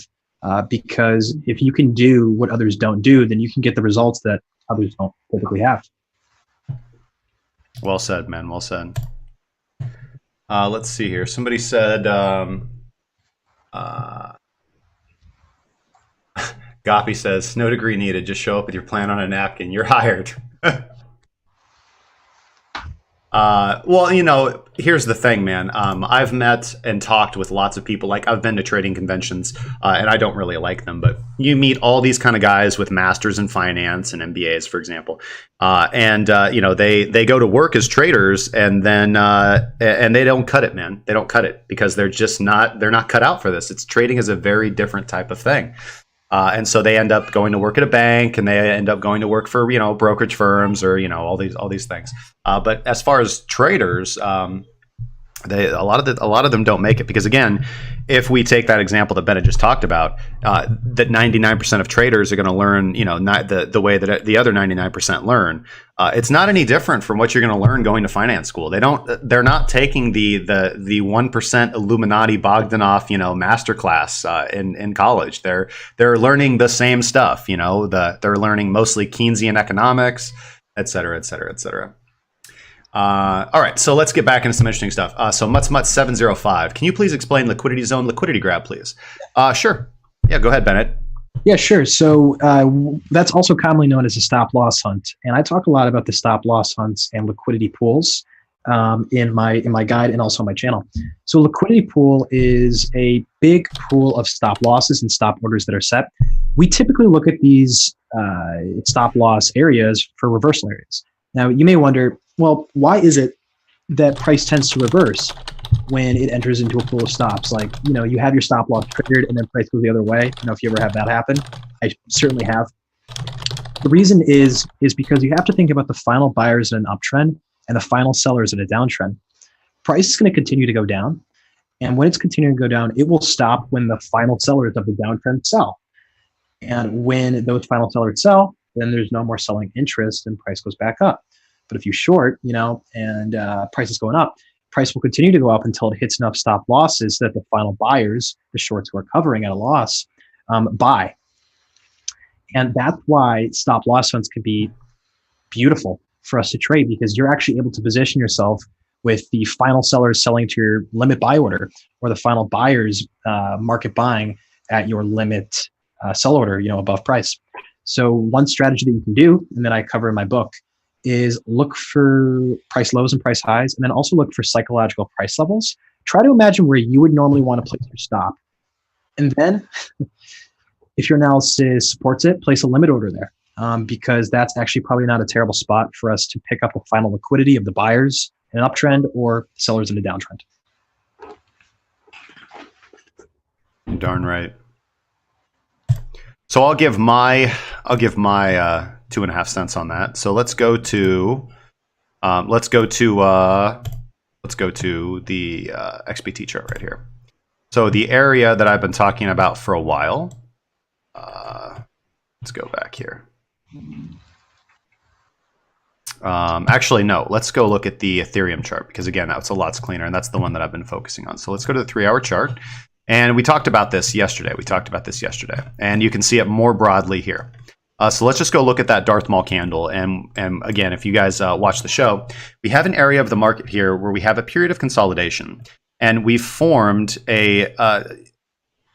quite a few levels of equal highs. This isn't the cleanest example, but again, we have a level of consolidation with clear resistance right here. I've denoted the clear resistance with this box right here. So we have 1, 2, 3, 4, 5, 6, 7 touches of that resistance level right there, right? And price is consolidating. It makes a lower low. It makes a higher low, but overall, it's not really doing a whole lot. There was a profitable trade on the table here. There was a profitable trade on the table here, but overall, the market is not trending strongly in a direction. Well, when you see that you have a fairly equidistant resistance level, as opposed, so you could look at this as an ascending triangle potentially. Again, you guys know how we feel about chart patterns.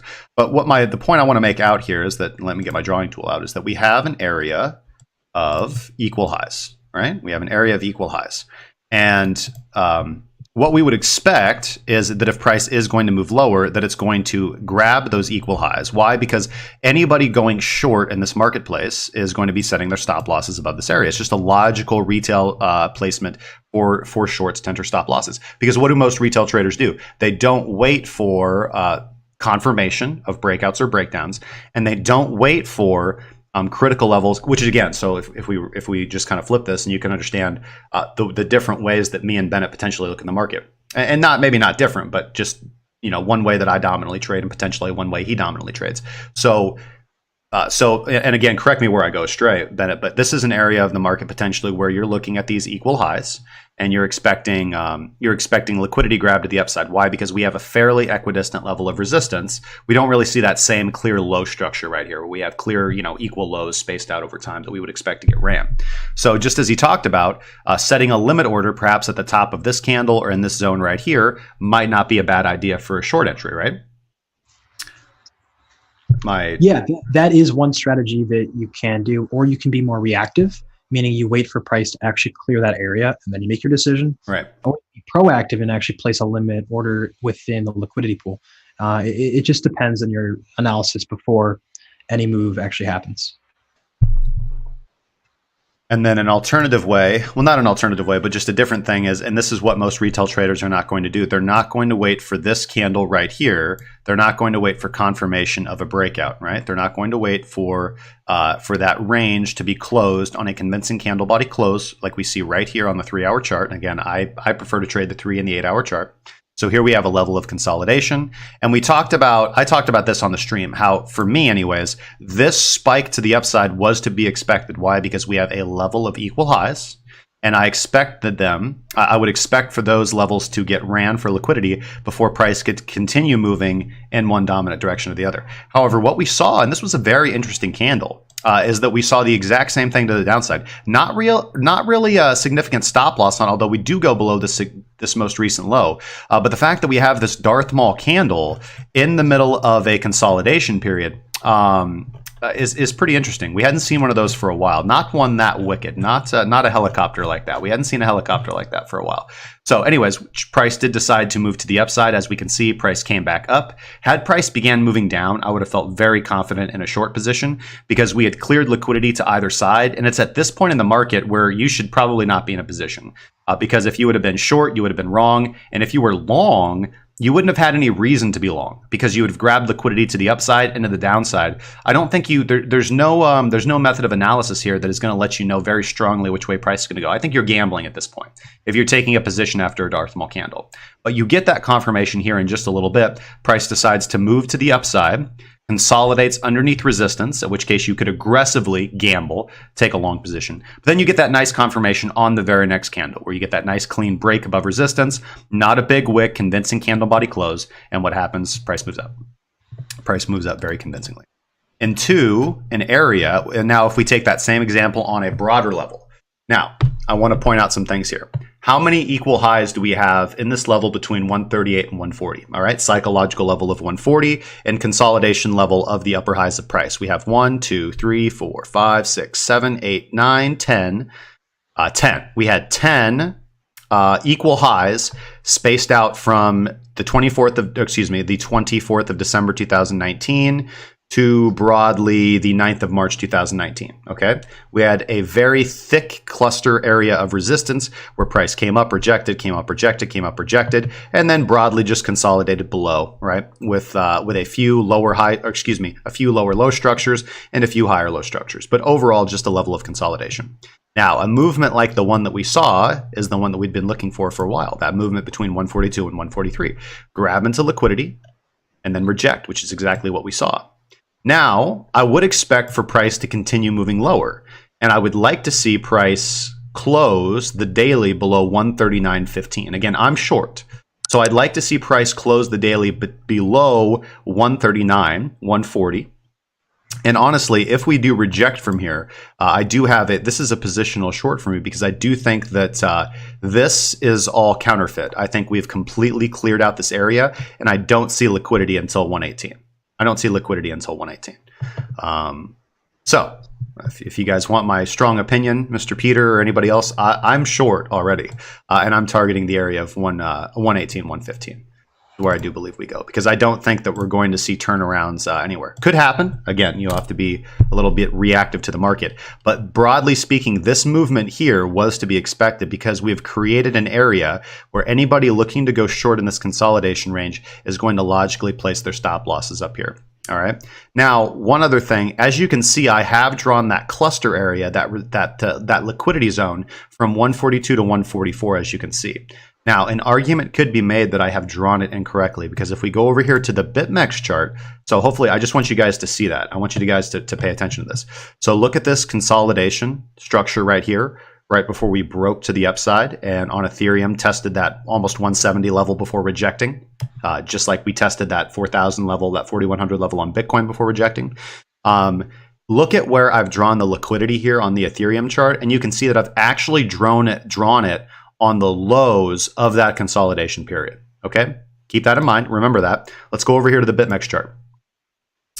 Look where I've drawn the resistance cluster over on the BitMEX chart.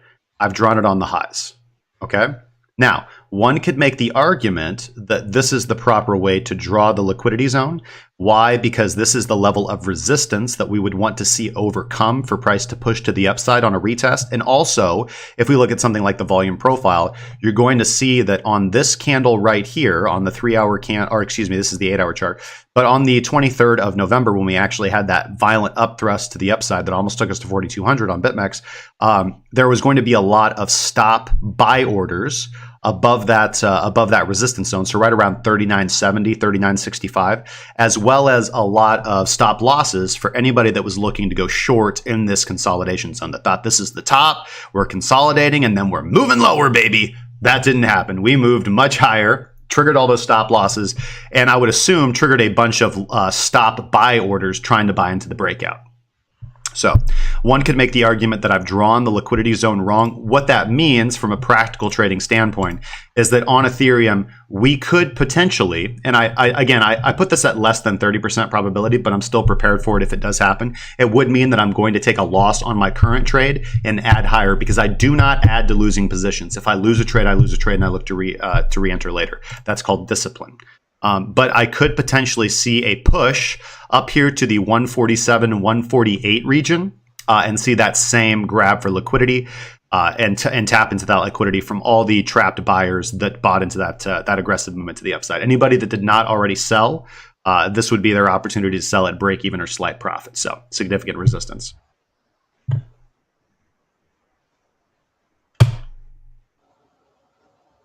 So having said all that, Bennett, any thoughts on that, man? On what you had said, I would always like to relate it back to my alternative data. And my favorite alternative data, of course, is order depth. Okay. And open interest. I thought you were going to say open interest. Yeah, when I was saying, order depth and open interest. Yeah, but both indicators give me an indication of how people are positioning and what's likely to happen in the future. Currently, open interest on spot exchanges. Not open interest, order depth on spot exchanges. And I can share this again. I shared this at the beginning of our session together. But let me show you guys again.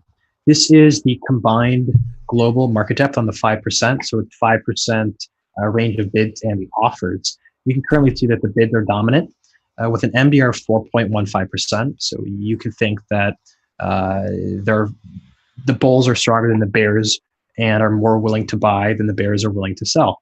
And typically that leads to an uptrend. However, that's not the end of the story. Because when we look at the BitMEX order depth, we can currently see that we have a difference of a good amount here. So you may ask, okay, so order depth is telling you two different things. Spot is looking bullish. Futures with BitMEX is looking bearish. I can also go on the more short term with the 1% here. That's looking, decently bearish as well. But I tend to just like look at the 5%. When these kinds of situations occur, I tend to just wait for a stop loss on, then react to that stop loss on. So if I see a major stop loss on occur, let's say price goes way down, I see a massive drop in open interest, and that could be an opportunity to get into long. And then vice versa, if price goes above 4,000 again, to trigger some liquidity of those stops right up there. That could be an opportunity for a very good sale. If you guys are, curious more about BAS, the bid-ask sum, you can just see here how well it has worked in the past. Gray is price. Green is, you can think of green as demand. It is limit orders to buy. Red is limit orders to sell, which is supply. And you can see that we had bids were dominant over offers here, and price went up. You can see the gray went up, right? And they continued to go up until the offers overtook the bids, and then price went down beautifully. Then the offers were still higher than the bids. What did price do? It went down until here, until the bids were much, much higher than the offers. Beautiful spot to long. Price continued to go up. Bids stayed just about higher.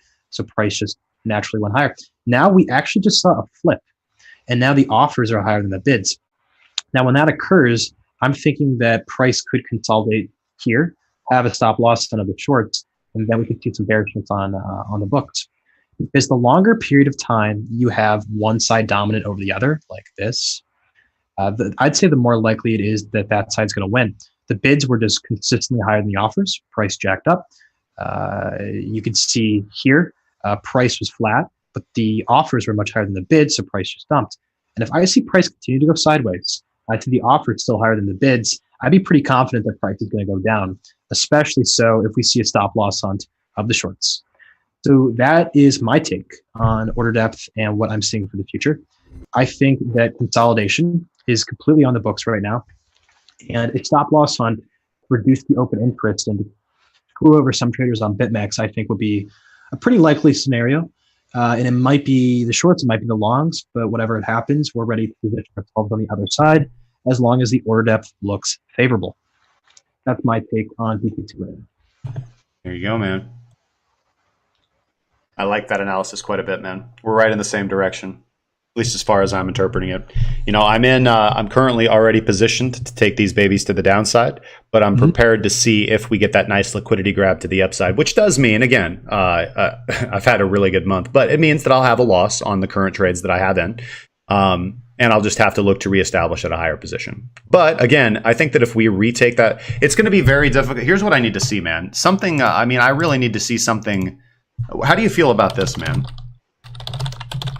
This is kind of the last thing I want to talk about, and then we kind of got to we got to start getting going. But again, looking at those LTC USD longs to shorts ratios and those ETH USD longs to shorts ratios on Bitfinex, we've never seen the longs to shorts ratios this high. So that leads me to believe that unless we get some massive influx of new capital into the market, it seems like just about everybody that wants to buy is bought. Yeah, typically when we see a lot of longs late in a trend, that's a really bad sign for the bulls. Because again, that's just higher open interest of the longs, meaning more stop losses, more liquidation points, more people who can actually sell and fuel a downtrend. So I do think that once order depth becomes more confluent, meaning that we see MDR become bearish as well. I mean, I think that the likelihood of a price drop is very high if price consolidates and if MDR turns bearish. Pair that with very bullish sentiment, and yeah, I do think that could happen.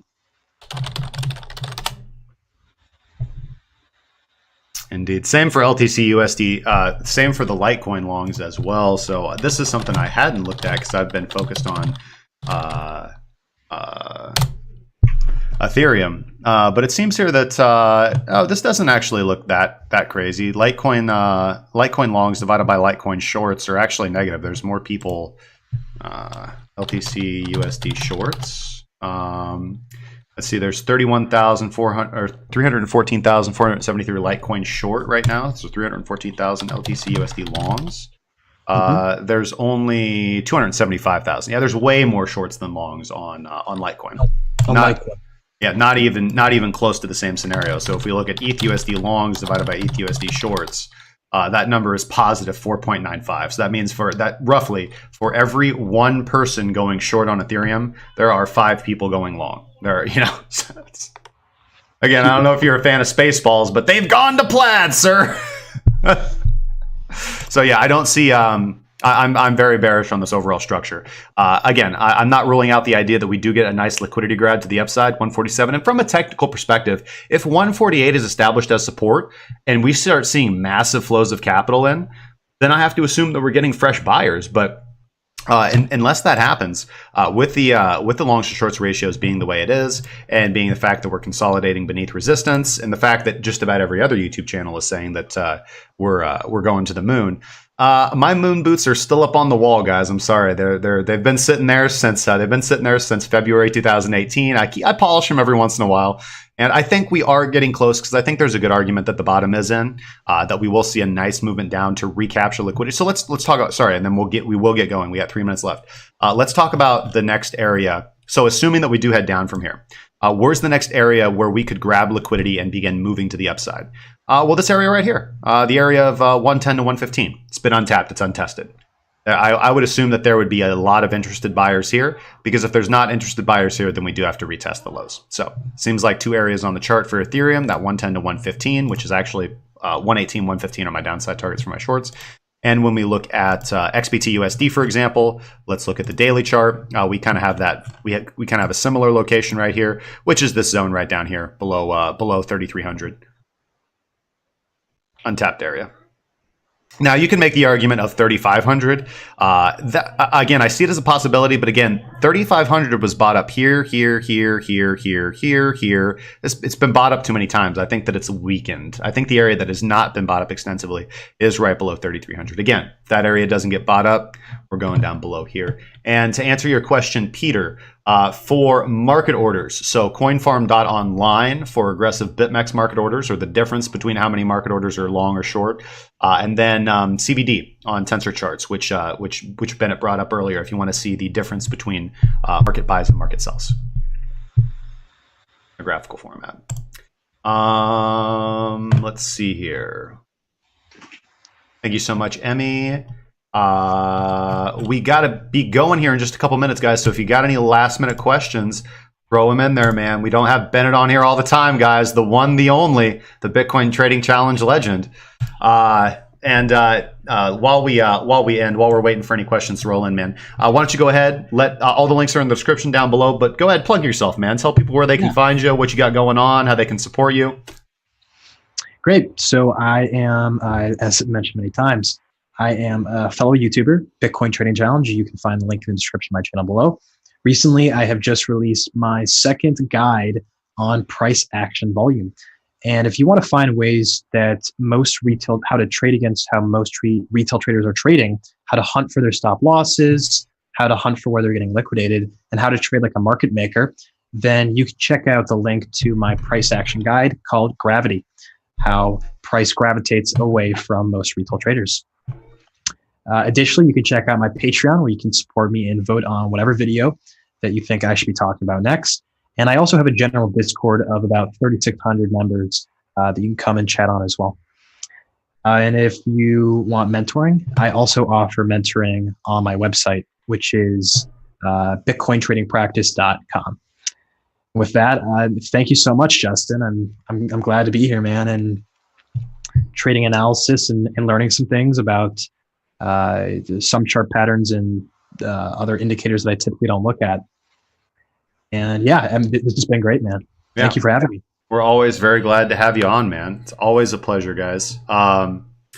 Make sure you guys go check him out, man. Check out the Gravity Guide. Check out his Discord. It's a good place, man. Of course, if you guys want to follow along with Cracking Cryptocurrency, obviously all the links are in the description down below.